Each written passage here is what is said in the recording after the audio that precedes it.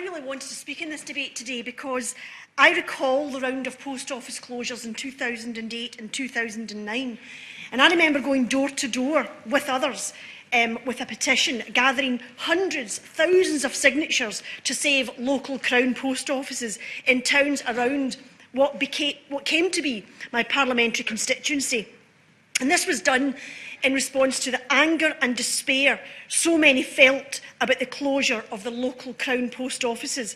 I remember speaking at public meetings and encountering firsthand the sense of resignation felt by too many people that what they wanted and what their community felt it needed was simply not valued. It didn't matter to the powers that be.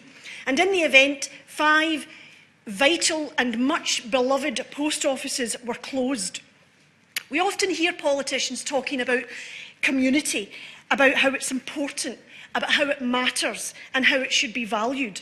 Well, so should it also matter when a community comes together to express its concern about a valued asset, the local Crown Post Office. In so many ways, the beating hearts of our communities, if not one of its ventricles.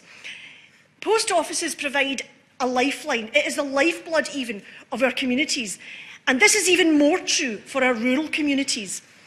For our rural communities, post offices boost the diversity and resilience of such communities, as well, of course, of protecting jobs and customer service. The decline of the Crown Post Office is a matter of great sadness. This trusted institution on our high street, perhaps the most trusted institution on our high street, has been stripped over the years of too many of its functions. And this is despite its highly trained staff and its perfect position to provide banking and other services. But instead of modernisation, we're increasingly seeing decimation.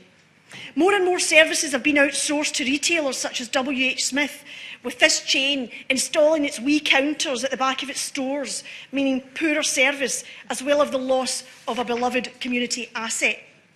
But these WH Smith and other outlets don't want to match the terms and conditions the post office paid its employees, and the income the post office counters offers the retailers wouldn't cover this cost even if they did. So we have the absurd situation where the post office is using tens of millions of pounds to pay off long-serving staff so they can be replaced with part-time workers on the minimum wage, leading to uncertainty and very understandable industrial unrest across the whole network.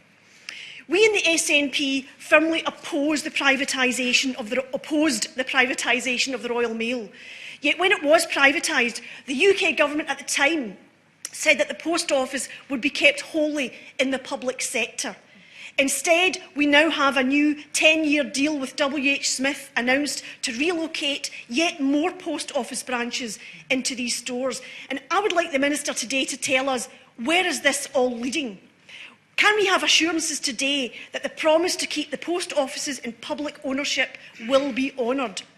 Franchising is viewed quite rightly as soft privatisation, and the Minister today really needs to address this point to reassure members of the House. We need to know that our post offices have a future and that that future is in the public sector as promised. We need a plan for our post offices, and we could do worse than explore the measures undertaken in France for its post offices when it established La Banque Postale, excuse my pronunciation, because alongside that we see high street banks gradually withdrawing and retreating for our high streets. So this must be a reasonable option. Like in France, our post offices could make a plan to grow revenues in areas like financial services, which have met with huge success.